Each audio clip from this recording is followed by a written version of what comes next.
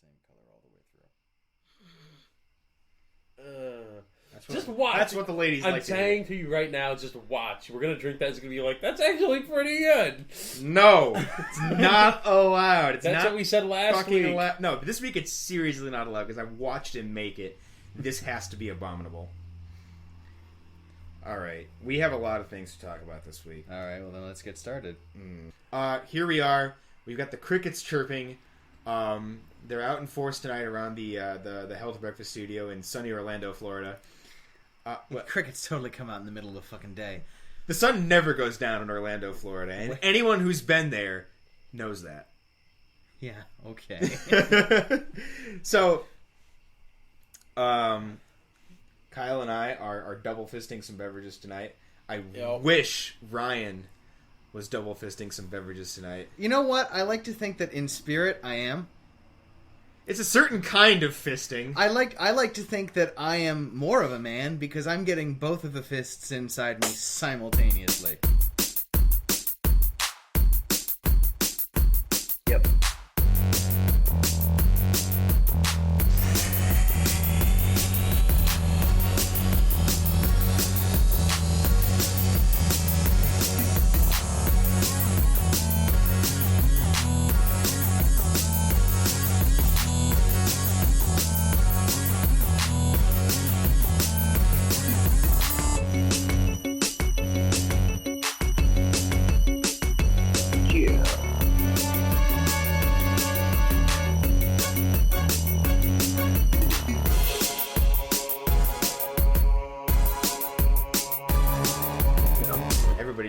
That we have hype-ass theme music now.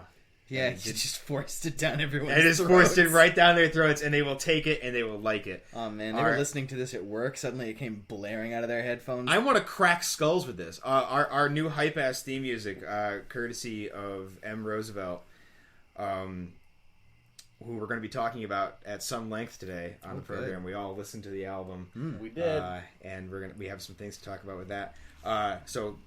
Many thanks to him. We're going to be probably talking about him quite a bit, and we'll have nice things to say because he's a nice guy. And, I guess his music's okay. Yeah, as far as I can tell. If you're into that sort of... It's no Bowie, but... Is it Portuguese Bowie?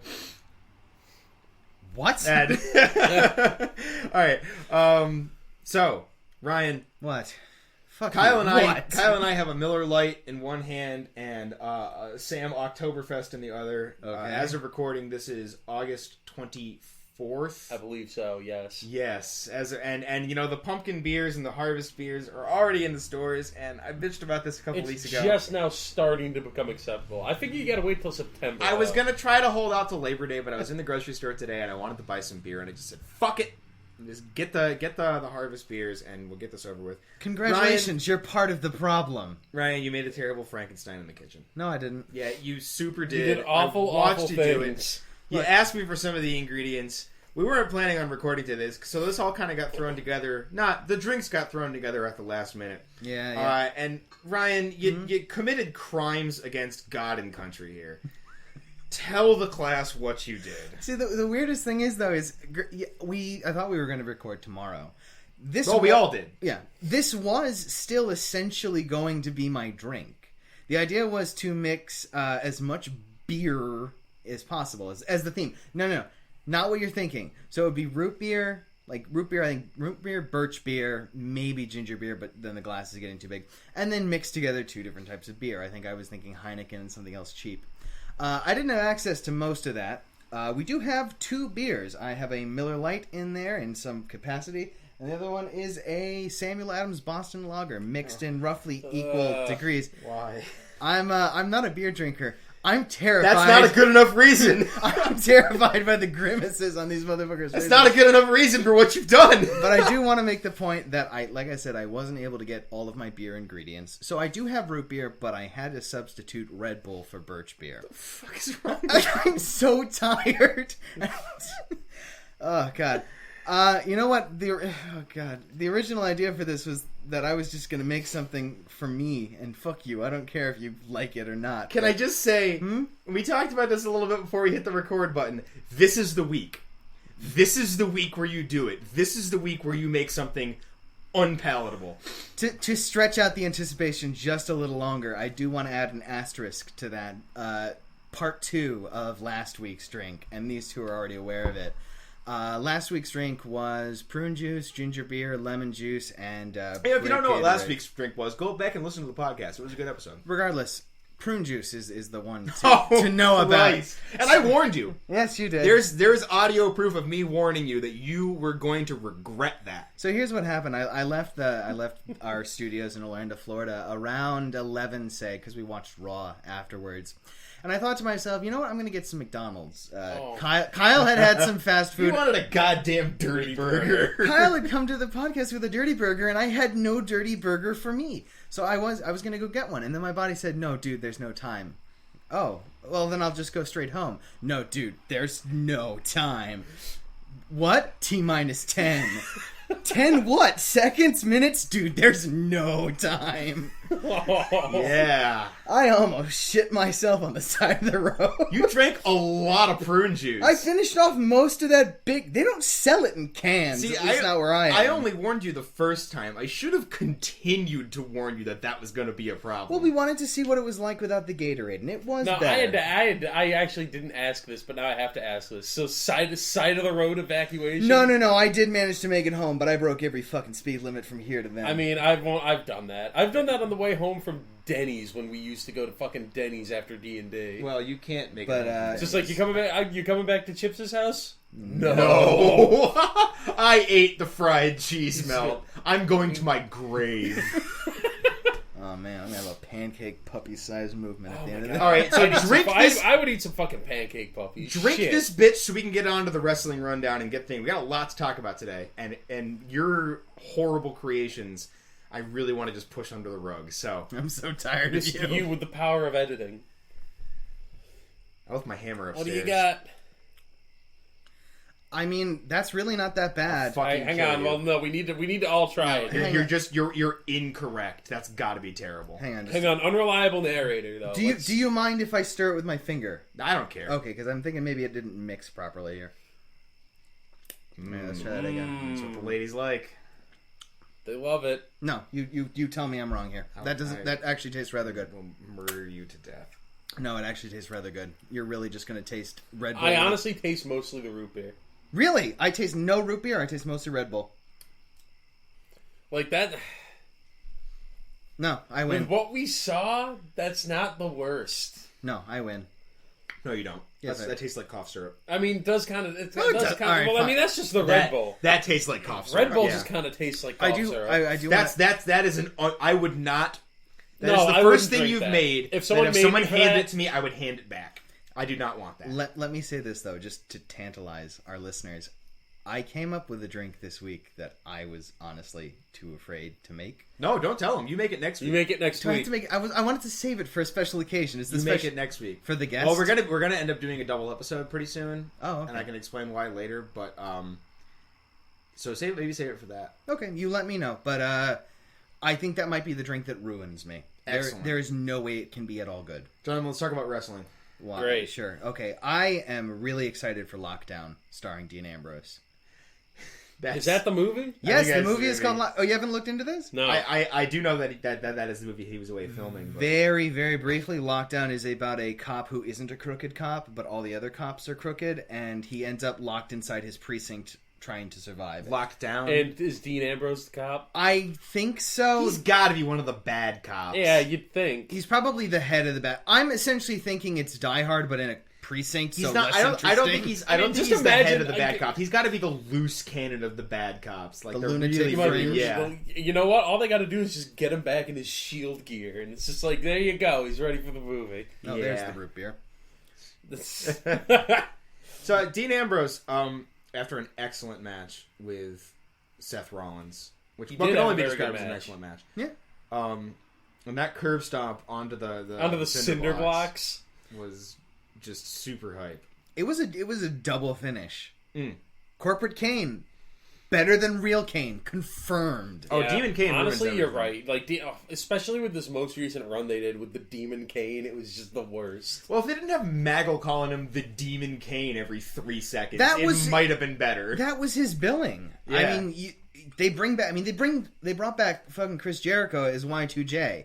Most of the kids in that audience who are getting hyped for Cool Dad. See, Chris Jericho's always been Y2J. Y2J is his nickname. They don't announce him in the ring and call him Y2J every 3 seconds.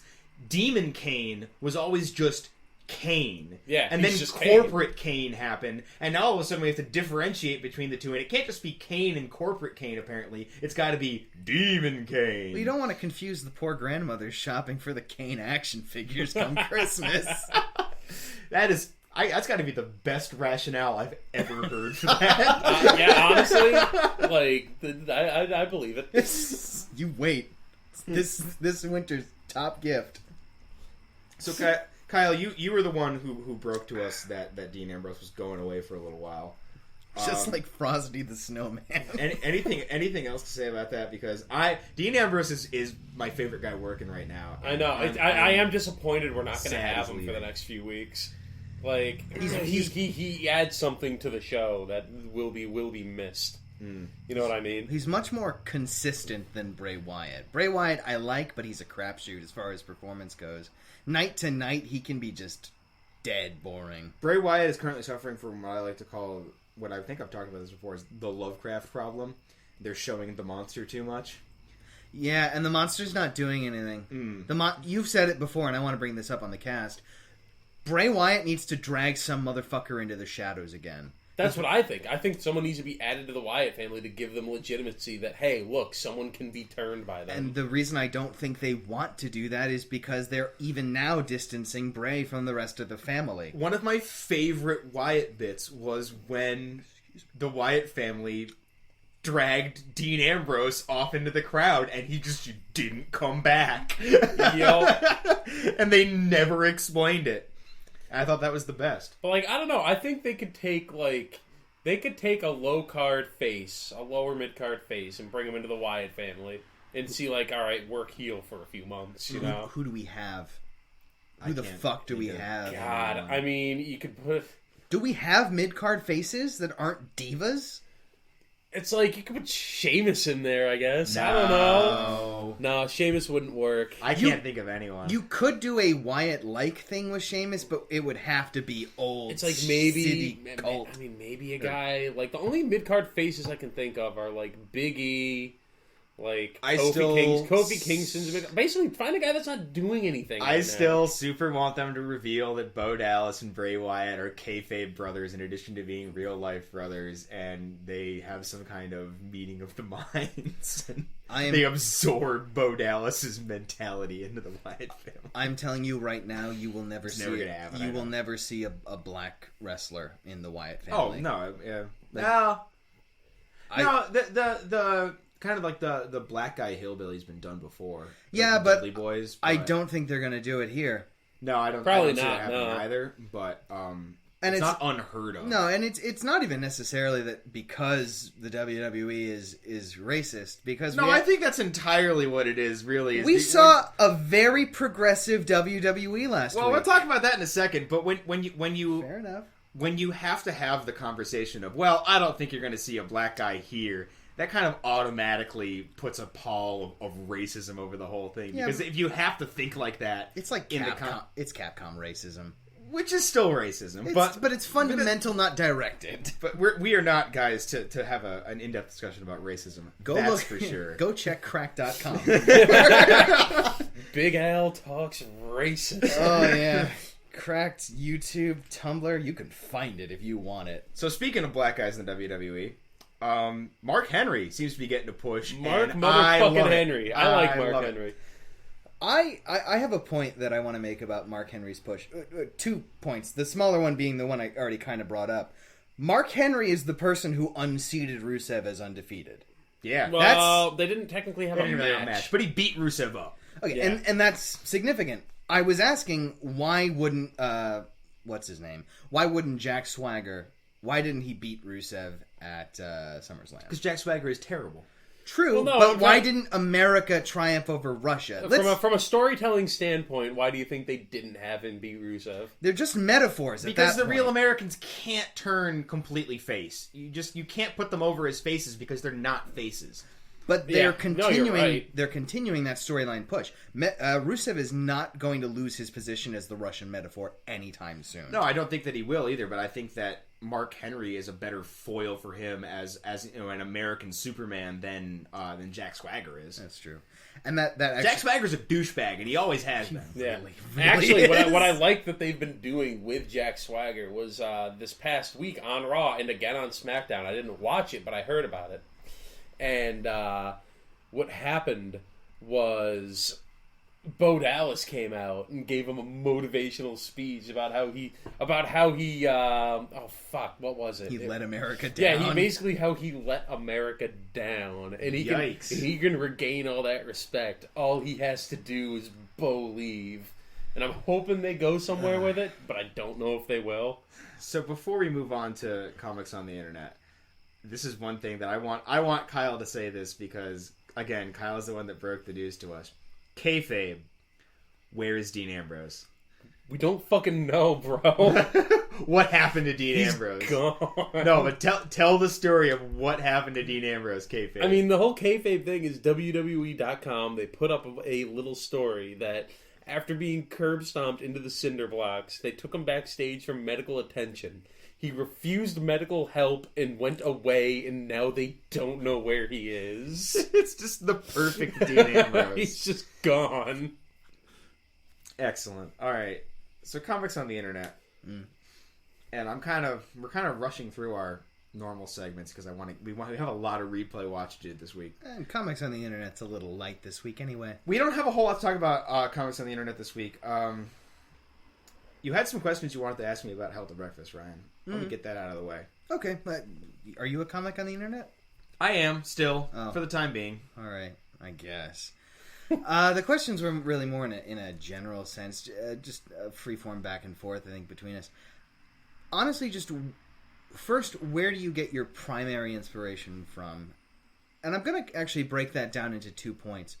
Where did you get your inspiration from back when you were writing humor and gag strips? And what are you now drawing on as we move into the mouth and the new generation of Hell to Breakfast? Well, let me tell you one thing. First of all, we're not moving into the mouth at this point. We're actually moving out of it. We're getting close to the ending on that one. But and by the ending, I mean we still probably another 5 or 10 comics. But it's a mouthitude era. Yeah.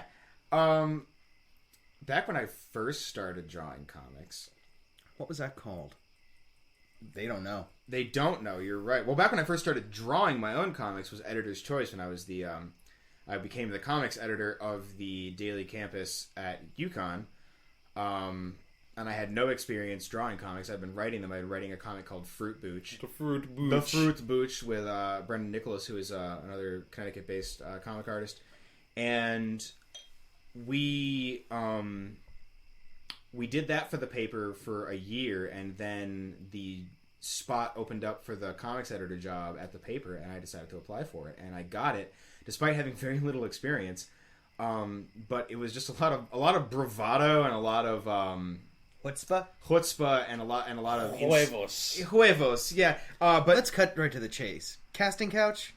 Yeah, casting couch. No, heart really, because it was a page that you and I came up on at UConn and loved every second of it, and we had noticed a certain decline, and we noticed a certain lack of Phil and Sean Rose. Yeah, for those who were there, shout out to Steve Winchell and Ben Majian and Sean Rose for really making our freshman year. Yeah, with all your comics. Actually, I want to congratulate all those guys. They just recently did a very successful. I have to assume it was successful because I saw the pictures. Stage show in Chicago. They did a staging of Steve's a comic that Steve is associated with in some way, Little Boy's Room, which is I've read bits absolutely hilarious, and we should talk about that at some point. Steve has actually expressed interest in being on the show, so perhaps we should save it for that. Oh yeah, I can't wait to tell him how much I hated him when we started. That's right. When we first started reading Phil, we did not like it. Hated it. And then about a month into it, it's just like, no, wait, this is the best thing ever. Yeah. We tracked down and read the entirety of the archives of a UConn Papers comic. And it's to this day, it remains one of my primary early inspirations, and something that I still go back to and read when I get the chance. What comes next? This comes next. So, like, honestly, I've always taken inspiration from, or tried to take inspiration on a smaller scale from local artists, people that I can actually reach out to and touch and talk to and gain an insight into process. And I think that's a lot more effective in... I think that when you're trying to develop as an artist, you should be worried less about the ideas you're presenting and more about how you're presenting them. And you need to learn about presentation, and you need to learn about style, and you need to develop your own style. And, you know, the ideas will kind of come naturally. And when you'll have good ideas and you'll have bad ideas. When you have bad ideas, you can still present them in such a fashion that is acceptable to your audience. When you have good ideas and you know how to present them, that's when you really start making some really cool stuff. So I would say that's my inspiration. I try to take from processes that I've picked up from artists that I have spoken to personally. Well, that's your inspiration for presentation. I would say that those are your mechanical inspirations. Do you take any tonal or content based inspirations from other works, or is it really kind of hard to parse out at this every point? Every time I try to do that, I manage to fuck it up. Like and I've talked to you about this before. Is like when you want to. It's like when you go see a movie and you say, "Oh man, I really would like to do something like that," and what you're really saying is, "I really wish I had been the guy who made that." Yeah. So I really try to.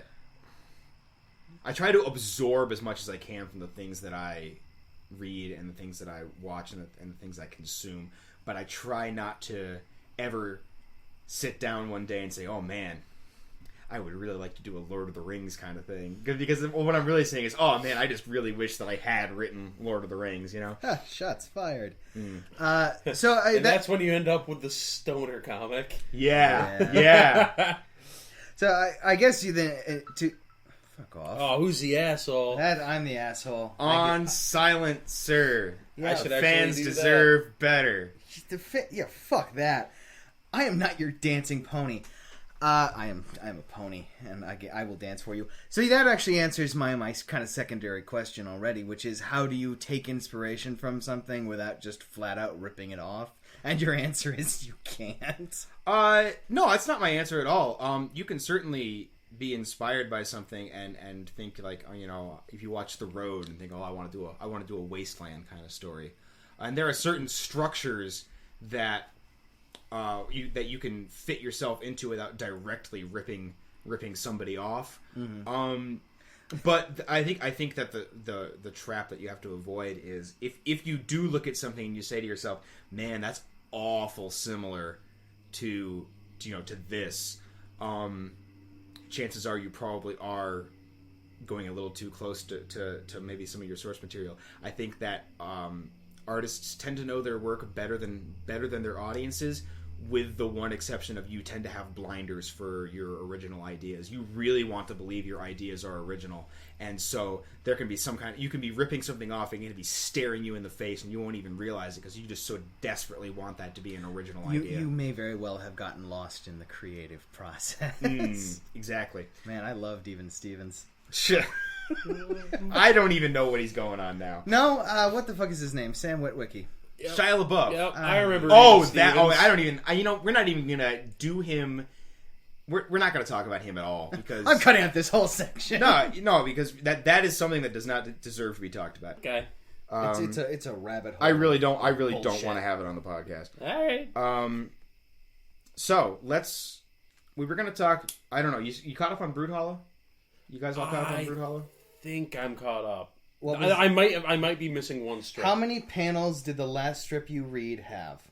God, I don't remember. The last panel I had. I mean, you're not caught up because if you don't know, the answer is one. I think I believe it was a single panel, okay. But I'm not. Here's the thing: if you're not caught up on Brood Hollow as of this recording, 8/24 Sunday, now's a good time to catch up because we're at a tension break point. So you this is a good point to catch up and catch up on all that tension stuff and you'll be right back into the thick of things. I'm gonna pull it up on my phone and let you know if I've read it. That's fair. All right, but I will rescind what I said. I think I honestly The said website's it. fixed, by the way. Good. You can now go to the homepage and it takes you to the latest comic now. Excellent. I think... When did we talk about Brood Hall? It must have been our second It was episode. like second episode. First and second episode. Okay, I think our first and second episode, whenever it was we actually sat down and talked about it, I said that where we were then, which was at the funeral, I said that was a Bats moment. I think you were correct. Okay, yes. See, now I've changed my mind. I think we are not at a Bats moment. I think we are at the climax. I think the discovery of the second journal was the Bats moment. That's fair. Yeah. Also, I am caught up. I just saw what the Okay, latest one good. was. So we're all caught up on... Are you caught up? Did you read up to the... No, yeah, I read it last Okay. night as soon as you told me it was safe. Yeah, it's going places. I'm not We've afraid had another of it. we've had another monster reveal, and we'll put a spoiler warning on this, but I think it's pretty safe to say that Zane is not the murderer at this point. Yeah. I mean, but obviously he's being made to think that he is in each situation. Well, we got this the Fray thing now, which is kind of a cool concept. I mean, I like don't that know old that lady. it's the name. I think that's the... I mean, it's the name they're going to go by, Yeah. but it's the metaphor they're using. It's very good. Yeah, it's nice. Still, excellent comic. Do catch up. Do you want to talk about Hijinks Ensue? I think we're going to push that to next week because We'd at least like to have Kyle read some of it. I've actually, I've never read Hijinks Ensue. it's pretty good. Yeah. And it's not it's largely not story based. okay. So I think what I will do is I will send Kyle a sampler of Yeah. Hijinks Ensue. Give me a poo-poo platter. Of Yeah, a Hijinks poo-poo Ensue. platter of Hijinks Ensue so that you'll know what he was doing, why he was doing it, what he's doing now, and you'll be able to talk about I'm it. going to go ahead and say that Hijinks Ensue is probably my favorite comic of its kind. Yeah. Joel Watson never disappoints. He does occasionally hit a real high note and do some really, really funny stuff. He's very consistent, in my opinion. He also, this is going to sound weird, and we're only making a brief note of this. He doesn't pander. He just embraces his culture completely. He's a great personality. Yeah, And he's personal friends with Will Wheaton. he actually is. Yeah. they rub beards together. But like I said, that's I have seen interviews with Joel Watson. He is very personable. He is exactly as he comes across in his comics. Which is great. Yeah. I like that honesty. So, read, play, watch. We got a shit ton to talk about this week. We all do. listened to M. Roosevelt's Boomerang this week. Yes, did. We watched The Shining together as a family. as a family. Kyle started reading the book. He hasn't finished it. How Yep. far are you? I'm past the first part. They have arrived at the Overlook Hotel. I feel like that's like what 10 chapters in. Something like that. Okay. Yeah, he's just scratching the surface. Oh, okay. I'm just getting there, but I can already fucking tell. It's just like, and I said to you earlier, Yeah. I'm just like, I'm reading this and I'm just like, oh Lord, I'm going to be sympathizing with Jack Torrance way more than in the movie. Oh yeah, yeah. Like I'm just like, oh man, this character is a man. The He's book not- is about him. He's really a monster in the Kubrick movie. And In the almost yeah. from the get-go. And almost from the get-go, you see, like, and I mean, maybe it's because it's Jack Nicholson, and he's just got that face where you're like, there's something sinister going on there. Yeah. But even so, even if, like, they played it in the Kubrick film closer to how he is in the book so far, at least, I still think Jack Nicholson could be a good casting choice. Oh, yeah. I don't know about that. You don't think? I think casting Jack Nicholson in that context with that director is a lot like casting Robin Williams. You can get Robin Williams to play a role, but he's only going to play it one way. I think that Jack Nicholson is a good cast for Jack Torrance. In that movie, yeah. In that, I think even in the sense of the book, because I think he could have worked. I think that a lot of the sympathy for Jack Torrance comes from the fact that he's a point of view character and you're inside his head. I think that the external Jack Torrance, the Jack Torrance that the world gets to see, is a lot like Jack Nicholson, and that's why people tend to not like him. No, and I think you're right. You know what it is? Yeah, it's already in the book. It's just like you're seeing the thoughts in his head and realizing that there's a sympathetic character. Have you met George Hatfield yet? No. That's the young student. Yeah, George Hatfield is one of his students, and they have a certain altercation. Oh, wait a minute. Are you talking about the student that got him fired? He mentions Yeah. it like He 12 mentions times. it. Yeah, They go. I They haven't, go I into haven't it pretty met in-depth. him, But but George know Hatfield him. is a student that they kind of immediately are abrasive towards each other, and that's a very kind of Jack Nicholson attitude of. And you can see, even there are parts where you can see Jack Nicholson saying the lines. If you think about it, Stephen King did not like The Shining, the Kubrick Shining. We talked about this last week. It's worth bringing up again. I brought it up while we were watching the movie. Yeah, and you said while we were watching, I can see why he didn't like this.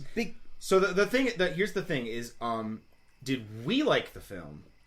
I fucking love The Shining, the movie. I did too. Ryan, can I answer in more than one word? yes. Okay.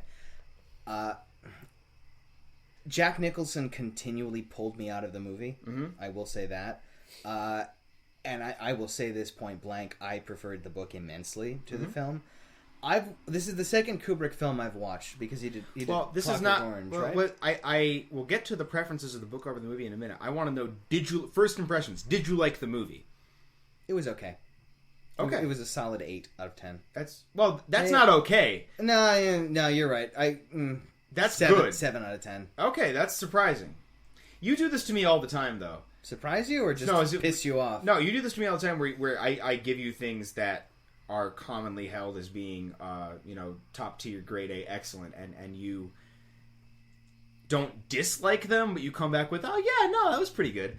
I have a limited number of entry points that work for me in terms of a media. Quick aside, this past week I watched through the entirety of Death Note, and I understand you as a person so much more better now. Oh god, I need to watch Death Note now. And let's just leave it at that. Next week. Yeah. Can I give them the full hint, though? The full hint to understand Ryan Kennedy? What? 1 part Death Note to 1 part Raceland Majir. You're done. There you go. That's all it takes. You're done. I already knew the Raceland part, You're so done. All mystery's gone from our relationship. So that's interesting, and I can see the points that you're going to make that you're downgrading the movie on. Oh, okay.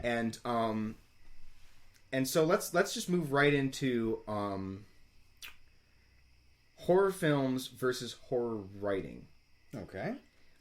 What are the differences? What are the different tactics people are taking? And what do we think this is? Do we think this film is a good example of a horror film? First of all, yes.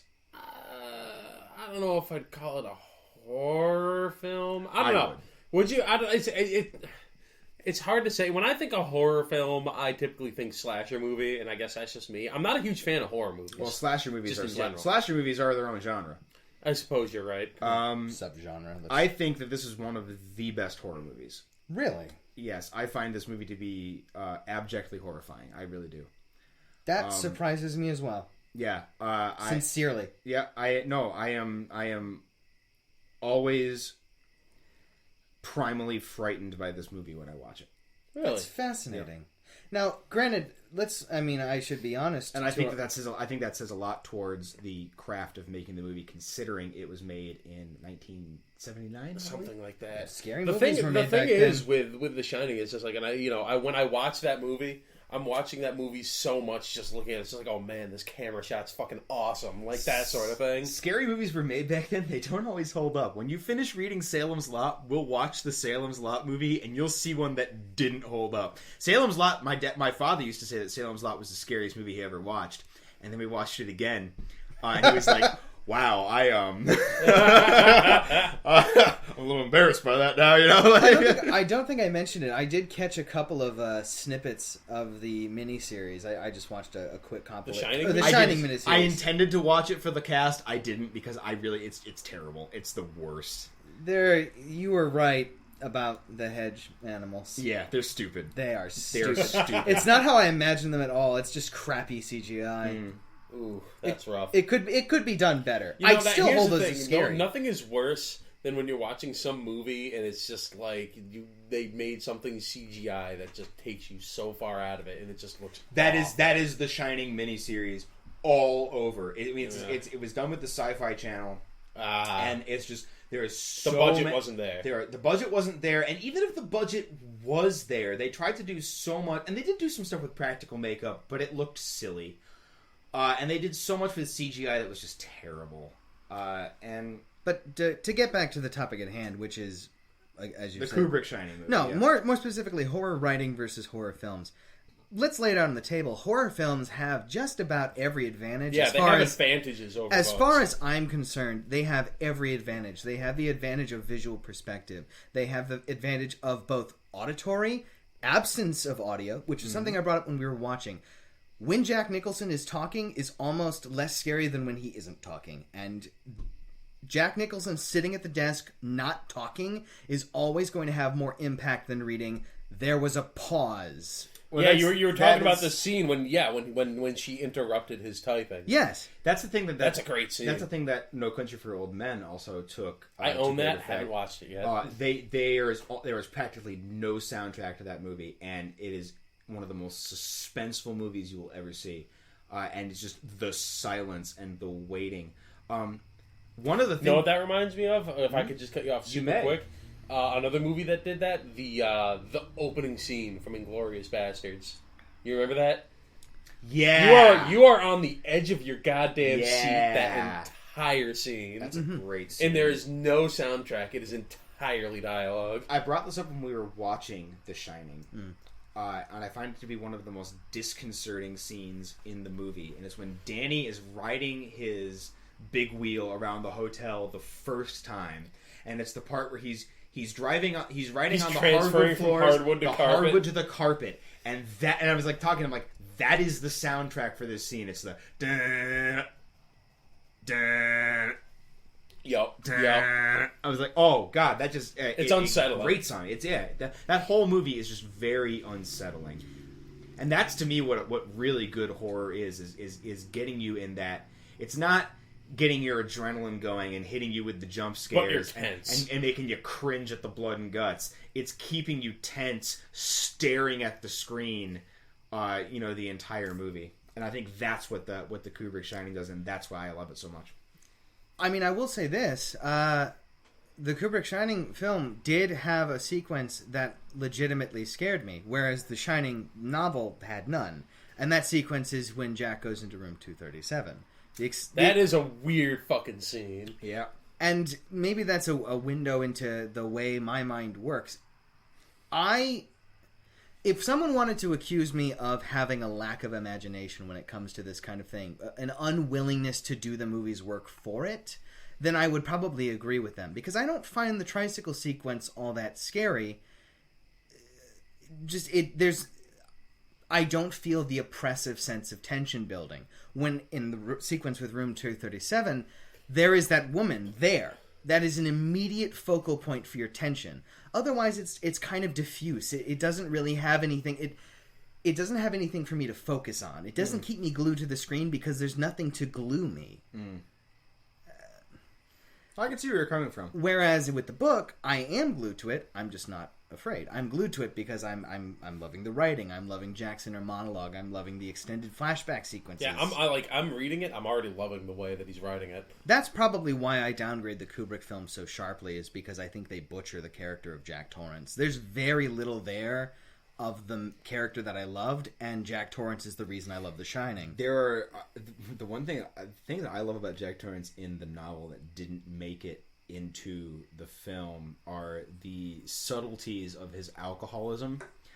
The movement with the mouth and the hand. Yeah, that and the chewing of the aspirin, but the scene in the bar where Lloyd in the movie where he asks Lloyd for a bottle of bourbon and a glass.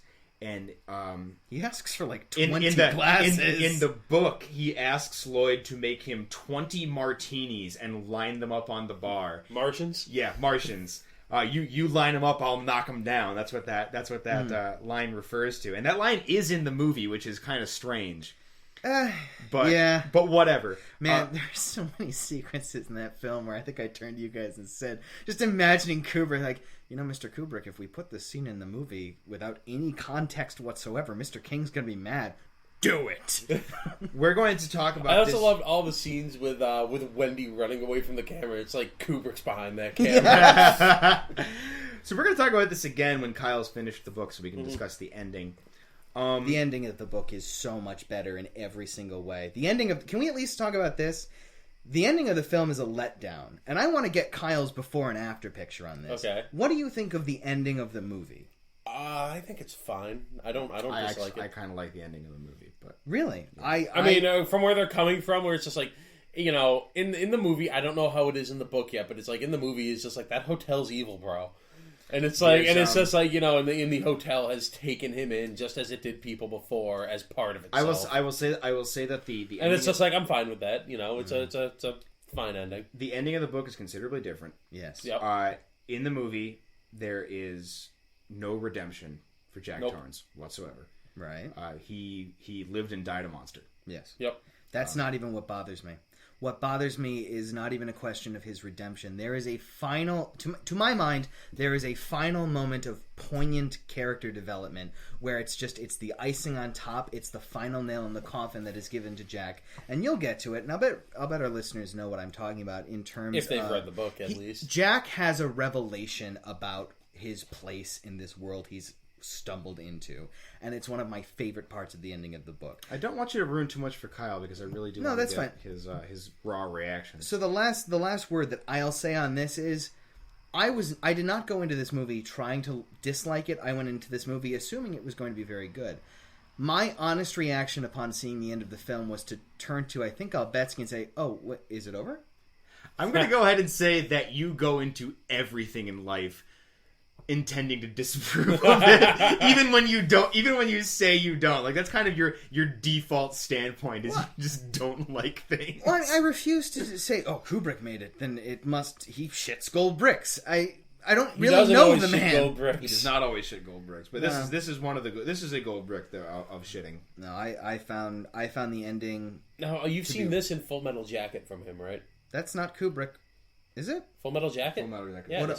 Oh, I'm thinking of Apocalypse Now. That's not Kubrick. I know you saw Full Metal Jacket, but we were watching it as a group, and there was talking going on. Francis Ford Coppola. Yeah, Francis Ford Coppola, Godfather. My opinion on Full Metal Jacket is I find the first movie to be very, very good, and the second movie loses me. Yeah, the first movie is the superior film. I mean, yeah, you're right. No, but the entire... I know I said it was going to be my last word. This is actually my last word on Kubrick's Shining. Mm-hmm. The entire first and second acts of that film feel a little rushed if you've read the book. It seems to me that Kubrick... The whole movie feels rushed if you've read the book. Kubrick really wanted to get to the point where Jack was crazy. I think that was where he wanted to work That's what he wanted to film. That's what he wanted to film. That's what he wanted to work his magic on. That's fine. But somehow the ending also felt very rushed. It's bizarre to think of a Stanley Kubrick film feeling rushed. I know. Have you seen 2001? No, you haven't seen 2001. Not all of it. I have seen... We should watch 2001 at some point. Wouldn't be the bad. Kubrick did, movie. Kubrick did Clockwork Orange too, yes. right? Mm-hmm. Yes. Which I've never seen, actually. I've read the book. I've never seen the movie. I've never seen the movie either. We should watch it. You should watch it. I'll pick it up on Blu-ray this week. I feel like what Kubrick might... Hope you guys like Stanley Kubrick, because that's just all we're going to fucking talk about until the end of time. And how I don't really care for the man. I feel like what Kubrick is really able to do is draw out of his main actors really memorable performances. And I much prefer Clockwork Orange's... what's his name? He was in... Alex DeLarge. No, it wasn't. Alex DeLarge is the name of the character. No, the actor. Malcolm McDowell. McDowell. He draws a great performance out of Malcolm McDowell. It's fantastic. I prefer Clockwork Orange to this greatly. I'm going to stop you here because your last word has been going on for like 10 5 minutes. Yeah, you'll cut it down in post. Now we're gonna... You've never seen Dr. Strangelove either. That's only 90 minutes. Oh my god, stop it! Don't let him talk anymore! Alright. But I'll see the big boy. No! Shut up! Let's talk about the M.Roosevelt album, Boomerang. Okay. He wrote our theme song. You heard our hype-ass theme music. It's pretty hype. The Health of Breakfast theme is the name of that song. It's... I'm going to play it when I enter Wait, what? It's the Health of Breakfast song? It's the Health of Breakfast theme is the name of the song. So. On every track listing ever. Mm-hmm. Here and now till the end of time, it has been established as canon.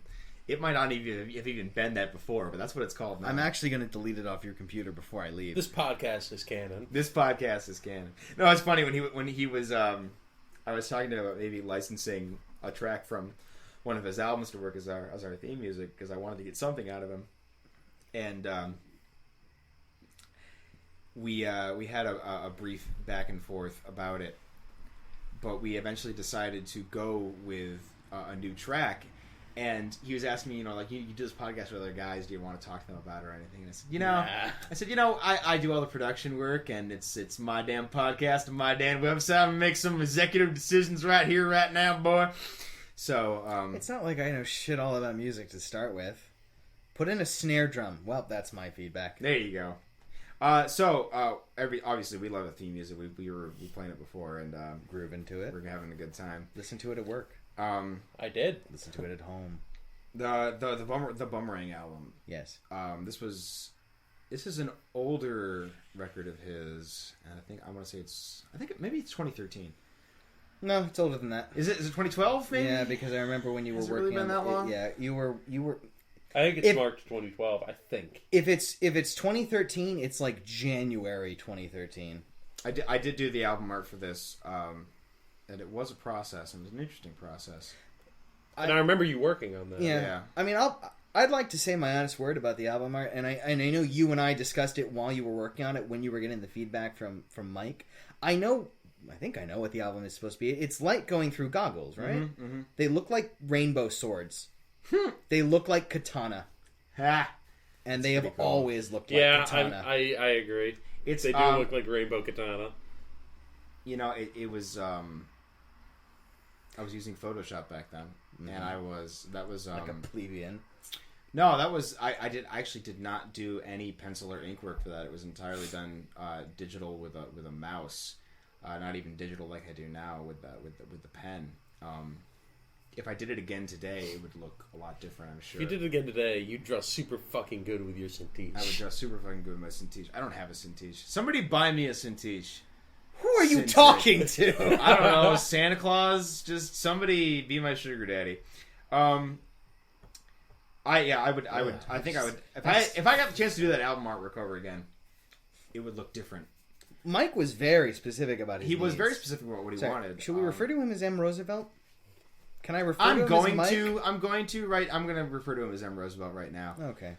It's not a secret, like it's that is just the name he uses for his music, but I think it's not a secret personality or anything. No, it's a Leonard Skinner kind of.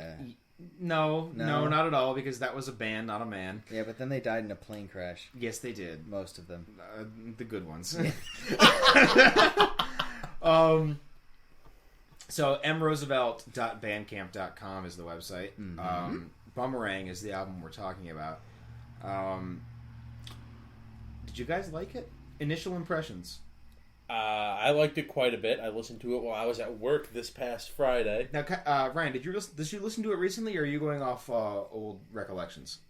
I thought we were going to talk about it last week, so I listened to it as recently as 2 weeks ago. Okay, so that's pretty recent. Kyle, you just listened to it. I just listened to it, but the thing is, I was at work while I was listening to it, and if you asked me to single out a specific track on that album, I wouldn't know what you're talking about. But if you showed it to me, just like on your computer, I'd be like, oh yeah, I remember this track. Yeah. Well, like we were doing before. Yeah, like we were doing before. And it's like, in general, it's just like, I liked it quite a bit. I really did. Oh, it's a good record to listen to, and I listen to it in the car frequently. It's very cohesive. Yeah. And I mean, basically, the only complaint I would come in with is just like, there was just a couple things on the production side that maybe could have been a little cleaner. But, I mean, you said this was not the most recent album, so that could very well just be resolved. Yeah. By now. You know, it's one of those things where it's just like, there are some times when it's just like you can only sound as good as your equipment allows. He does lo-fi production, and he's really good at it. And actually, I can play some of the tracks. And there are definitely some tracks when it's just like, you can tell like the lo-fi really fits in there, and I like it. But there are some tracks where it's just like, I remember hearing like, either very sparse instrumentation or no instrumentation with just vocals. And you just hear those vocals come in kind of lo-fi, and you're like, nah. But that's just me. I mean, that's just what I was thinking while I was we're talking about impressions here. We're not. I can play you some of the tracks that he's working on for me later. And, cool. Okay. And those are really cool. We're not going to do them for the podcast because we might talk about that many, many moons down the road. But no one's interested in your musical career. They really aren't. They're barely interested in your comics really career. They're They're here to listen to your sexy voice. They're not even here to listen to me. They're here to listen to your sexy voice. Man, Boy, are they going to be disappointed when I we got cut that. your We throat. got that thing. We got that thing coming up. I haven't taken my bass out at all. Oh god, yeah, we have a for those of you who are not aware, and I have to assume it's most of you. Kyle and I were actually in a band together. It was in high school. I mean, it was a shitty high school, but it was for several years that we played together. It was an enjoyable experience. They didn't learn their lesson for years. Well, but we did some self production back in the day. We made our album. We self produced it. We almost got finished for the second one. That's right. We still have most of the recordings from that. And we can attest to how difficult it is and how easy it is to sound really, really shitty. Yes, it's true. I really like this album, and a lot of times lo-fi helps, and on occasion it wasn't helping.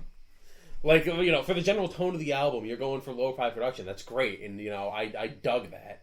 It was just on occasion, it just wasn't helping as well as it was in other occasions. I really like this album. I really liked it. The thing I like about it the most, though, is I like the lyricism. Actually, I think it's. Yep. I think the lyrics are really. That's good. the thing. It's just like it's basically you asking me why I'm impressed with. It's like you're asking me to nitpick, and it's like if I had to nitpick, that's what it would be. I like his guitar work, and I like his rhythm work especially. It's a really grooving kind of album. There are a lot of different tracks that are surprisingly diverse, but that come together in a very cohesive way. And you can talk about your wolves any second now, because I can see you're building up to it. What does the word lo-fi mean? Low fidelity. What does that mean? It is opposed to high fidelity. Fuck you! Okay, so hi-fi is like pop artists you'll hear on the radio every Think day. about when you hear something really clean and so produced. so it's a question of clarity of sound. In a way. In a sense, yeah. In a sense. Okay, I have been accused of this many times, and it used to offend me, and now I embrace it. I have extremely lazy taste in music. Yeah. So, if you're asking me to comment on his album, I liked it for the most part, but it's not my jam. I don't listen to music as a general rule. It's just not a part of my life. There are a number of tracks that stuck with me. Yes, the one about the wolves was my favorite. But you played me one of the tracks that he had produced for you, and I had to ask you, what is the chorus? I'm not good at even picking out words from the lyrics. Yeah, no, that's... I don't have an ear for it, unfortunately. No, that happens a lot. I mean, some people just don't have an ear for it. Yeah. I don't. But even when you do have an ear for it, sometimes it's difficult to pick out particular words and places. Which is why lyrics tend to get put into booklets for these things. I have to look up the lyrics for it pretty much every song I hear, with the exception of, I don't know, country tends to have really monosyllabic lyrics. So here's the thing. Love this bar. Fuck off. Here's the thing, though, and Mike or M.Roosevelt as a gentleman, we've all met him. Yes. Yes. Yep. Okay. I don't know how much you talked to him on the subject of music, but he has got some real philosophies when it comes to being an independent artist. Mm-hmm. And it's funny, when we were working on these tracks that we're working on, he sent back a copy of a rough track that we were working on, and he said something about the vocals, and it was like, this track, I'd like you to record it again. There's some pitch issues in a few places. I could fix that here in the studio, but since you're not a fucking pop sheep, I thought maybe you'd like to try to record it again. And that's Mike in a nutshell. He's very down to earth, and he's very real about his music. And I'm sure we're going to talk about some music, and I want to talk about indie music now and again when we get a chance to. I feel like I'm going to rarely have an opportunity to personally know the guy behind it. No, that's true. That's Mike, and that's Mike's music in a nutshell. Is he's not a fucking pop sheep by any means. I mean, can we take this out? Because this is the first time that we've really talked about music. We talked about it for a few minutes in our very first episode. Can you, for my benefit, just talk a little bit about what you mean by cohesive in terms of an album? Because you and I have had this discussion before where I don't even listen to an album in order. Well, this is the thing where something that I believe, and I'm sure we can ask Chips about it, and he'll tell you the same thing. You're an idiot. Yeah, you're an idiot. No, but and Kyle too. Yep. There are a lot of albums that you want to listen to them as albums. Yep. Absolutely. I can only think of one. Start to finish. I can only think of one. And that's what I'm talking about by cohesive. Okay. Everything fits together. The album works as a cohesive unit, and it all fits together. Flows. It's not just a collection of. It's not just a collection of songs. The album in its whole speaks to a theme. Yeah, exactly. Okay. Then I well and truly do not have an ear for it, because the only albums I can think of that are like that are ones that literally tell a story. You should grab the lyric sheet for this, and I'm pretty sure it's on his Bandcamp. It is. And you should give it another listen. Should I give it a listen or a read? Both. All right, fair enough. I'd be happy to come back next week with... Yeah, we can talk about this again. I wouldn't have any problem with doing that. It would be part of my read, play, watch, Yeah. as far as I'm concerned. All right, so you got to go take a listen to this. You've got to go take a listen to the other stuff. He's done a lot of other stuff. Boomerang is the album we're talking about tonight. M.Roosevelt.bandcamp.com. I did album art for Boomerang. I also did album art for Everyone Is Very Nice Here, which we might talk about at some point as well. But he's done a lot of covers that he's got on there. He's done a lot of other original stuff, some collaborations with other artists. I'm working on some things with him right now that I will hope are going to be done by Halloween, is our goal for that. I actually very much like the track that you sent me the other day. Yeah, it's kind of cool. I'm looking forward to it. Of course, he wrote our super hype theme music, so... Still. Yeah. Well, we're going to keep talking about it. Alrighty. Because it's pretty hype. It's pretty hype. Because he is double-fisting beer. And I am out of beer. Just for the our attentive listeners, I finished my concoction and made it twice over again, and now I am out of beer. Because you're a monster. Yeah. Yeah, maybe we're I almost don't. done. Maybe I don't have a taste for anything at all. Just no taste. Nah. I think that's what happens right before you die. Am I dead? Yeah. Tell it to me straight, Dr. Love. Kyle, you've been kind of quiet tonight, so I'm going to ask you a personal question on a personal level right now. Oh, God. You've been playing a lot of Persona 4. I really have. Tell us about that. Oh, God. Where am I at right now? I think my play time currently is 45 hours. I'm coming into... Holy fucking shit. I'm coming into the home stretch of and the game. this isn't like the past month, isn't it? Something like that. It's because, I mean, the thing is, it's just like I'm working full time, and so it's like Yeah. I come home, I maybe get like an hour. Or I was two. going to say that's a lot to be Well, let's start from the beginning. What made you pick up this weeaboo shit? Oh, God. Well, I mean, the thing is, it's probably Chips way back in the day. Yeah. Probably in high school, was just like, this game Persona 3 is pretty sweet. And I was much more into anime in high school. And it's like... Chips likes a lot of weeaboo shit. He does. Yeah, we all like a lot of weeaboo shit. Maybe we can talk to him about it next week on the We podcast. will talk to him. Oh, well, way to spoil it. No, I was going to ask at the end of the podcast. MB Chips will be our guest next week. He's going to be talking exclusively about weeaboo shit. But anyway, no, he's just like, play Persona 3. And it's just like, okay, so I played like maybe 10 hours into Persona 3. Like, that would be an absolute maximum. And it's like, that game's hard as fuck. Mm-hmm. And I don't know, it didn't grip me. It's like, I liked it, but it didn't really grip me. Other games came up, I started playing that. And it's like, I did the same thing with Persona 4. It's like, I got to the first part, the first real dungeon in the game, and it's like, I couldn't beat the boss. I never put forth the grinding time to beat the boss and play it again. Now, finally... I've decided to actually, like, fuck it. I'm going to play through this fucking game. It's supposed to be fucking awesome. And you mean Persona 3 or Persona 4? 4. He's playing 4 now. Before. Well, No. I was saying, like, I played Persona 3 in high school. Oh, okay. He was answering my question. I'm sorry. Is how did I have it introduced to me? So you're and that's back. how. So now you're back on 4, and I've come over a few times and watched you play. You've seen me play a bit of it. Yes. What podcast was it where I got super drunk and just totally got into watching you play? Persona It was like the 4? second or third one. I think it was after the first one, honestly. No, because you know what? It was... No, second one, because you brought up the McGillicuddies. That's right. So after our Yep. second podcast, Yep. I continued to drink heavily and just started shouting the advice like, that shit is still hiding somewhere. Yeah, I It's know. it's in my coming back. pantry. Yeah. I was so concerned that Nanako was going to be sad. Oh my god. I mean, I'm not going to Persona spoiler cast, so I won't go into, like, story or anything, but it's like, this game's pretty fucking hype. really good JRPG. It's got a good amount of challenge to it. It's a lot of fun going through dungeons, finding the enemy's weaknesses, and figuring out how to most effectively exploit them. Now, and if you really want to get a good high school girlfriend simulator, yeah, it's true. Come here as well. That's the weirdest thing. She is my fucking waifu. What you gonna do about it? It makes no excuses and thoroughly indulges in the classic JRPG. You wanted to do the gameplay, you wanted the mechanics. Fuck you got 2 hours cutscenes, but they add in a lot of interactive elements. That's the thing. It's like, yeah, it's all cutscene, but there's a lot of interactivity going on, and all that interaction affects what you are doing in the actual JRPG gameplay.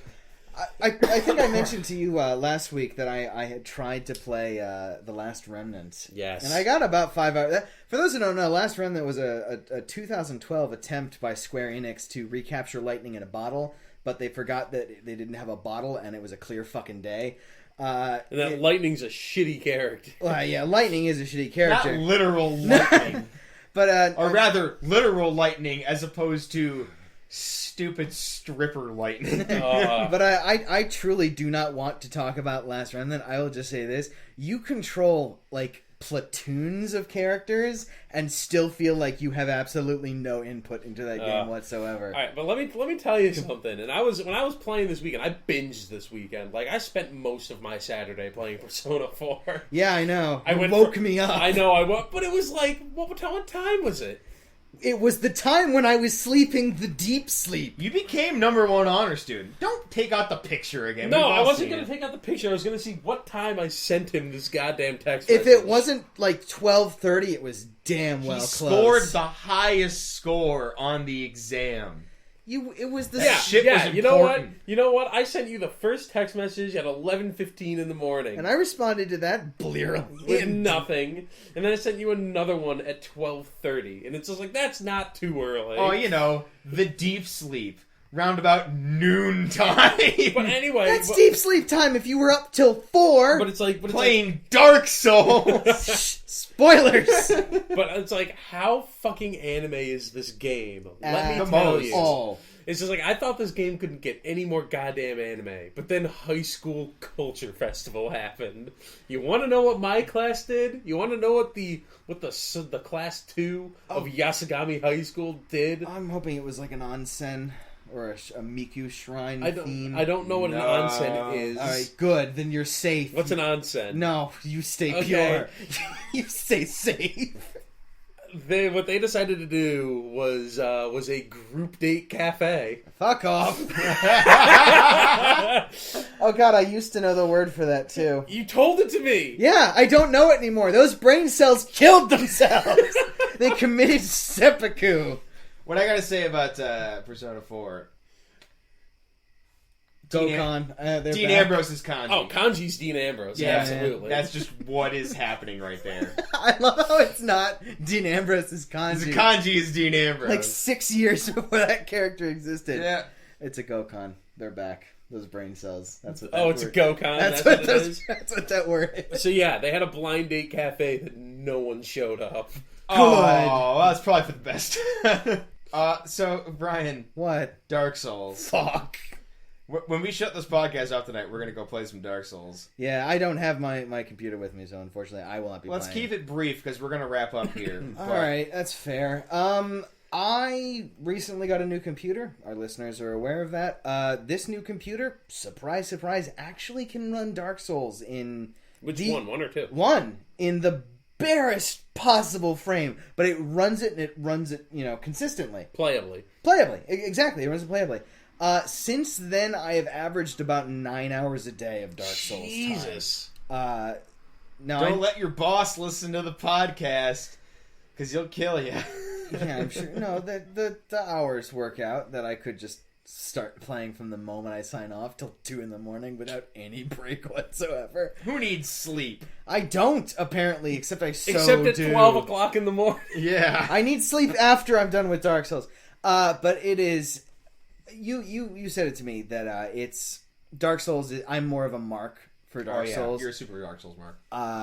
It's so true. It's so engrossing, and I was trying to put it into words, and I think the way I figured it out was the reason why Dark Souls is so engrossing is it does not initially appear to be designed for you to beat it. I was thinking about this a lot because I recently got to a level. It's a late game level. So you're saying you have to actually defeat the game as opposed to play the game to completion? Not even that. I got to a level called the Duke's Archive, which is this large, like, palatial library, and I don't even really know how to phrase it. It's in a normal RPG, you know where the chests are. You can look down hallway 1 and see enemies. You know down hallway 2 there's going to be a chest at the end of it. You could get to a really hard to access area and there's nothing there. And you say, well, then why is this hallway there? Like, that's how the building is built. You very much feel like you are in a world that has existed before you for a long-ass time. This hallway does not exist simply to put a chest at the end of it. Exactly. It is not an exercise in providing you with cheap victories. Every single thing you get, every item you get, every NPC you find is a huge boon to you and worth exploring. The example I gave him is I started out with a sorcerer. Sorcerers are hard to play in the early game because you have very limited casts of your one fucking spell. If you go to the other level 1, you know, the one hidden behind you underground from a deep elevator, and then go down the secret staircase to find the merchant hidden in the prison cell, you can get more magic. Dark Souls. Dark Souls! The degree to which it challenges you and the degree to which you feel like you accomplished something is addictive. And that's why I've been playing 9 hours a day. I'm going to be playing Dark Souls 2 tonight, and Ryan's going to be helping me start a new character, because I started a character. I might enjoy one more beer and watch you guys play some Dark Souls. I'm not happy with my Dark Souls characters. No? I'd like to start a new one. He doesn't... I'm not doing it right. I thought you were sword and boarding. No, he doesn't want to be. I don't want to do that. But the thing about the Dark Souls is I'm playing Dark Souls 2, which is considerably easier. And from what I can see. And I own Dark Souls 1. You couldn't get into it. I could not. I think I might give it a shot after I'm done with Dark Souls 2 if I enjoy my experience with Dark Souls 2. And so far I've been very much enjoying my experience with Dark Souls 2. I have not had a whole lot of time to play it since the last podcast. I've been in New Hampshire, and I haven't had my rig with me, so... Which is a long trip from Orlando. It's a hugely long trip from Orlando, Florida, where Hell to Breakfast Studios is in sunny Orlando, Florida. So, that's what we're going to be doing tonight. Next week, we're going to be talking more about horror novels, as you... I will have finished Salem's Lot. I'm about 33% through. As Kyle reads The Shining, we're going to be talking more about comics next week. I don't see a whole lot of developments in the wrestling world happening. No, I mean, we'll catch Raw tomorrow, but I don't see too much happening. They're building to Night of Champions, and who gives a fuck? Apparently, Brock Lesnar and John Cena are going to have a rematch. Well, that's expected. That's something we can talk about next week. Our guest next week will be MB Chips, who has purchased the D&D Next rulebook. Oh, right. So there's a strong possibility that the Hell to Breakfast podcast will be playing some Dungeons and Dragons in the very near future. You guys play fucking D&D? You nerds.